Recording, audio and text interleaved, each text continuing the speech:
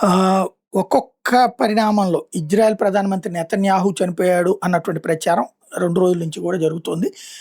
ఎందుకయ్యంటే ఇటు ఖొమైనీ చనిపోయాడన్నటువంటి పాయింట్‌ని దృష్టిలో పెట్టుకొని అటు వాళ్ళ స్టేట్‌మెంట్ కూడా నడుస్తోంది.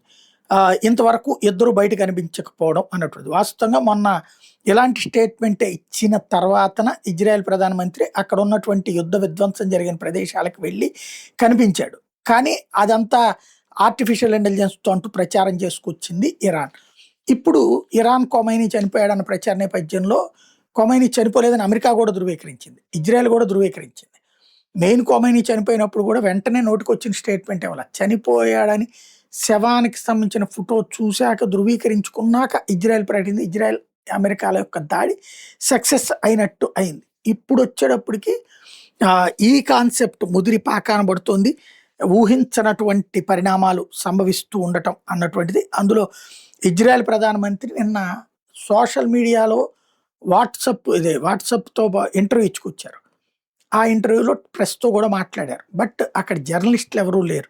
కాబట్టి పాతది ఏఐ విజువల్ లేకపోతే పాత విజువల్‌ని ఎడిట్ చేసి చూపెడుతున్నారని ఇటు ఇజ్రాయెల్ చెప్తోంది. ఏం జరిగిందనేది తెలియాల.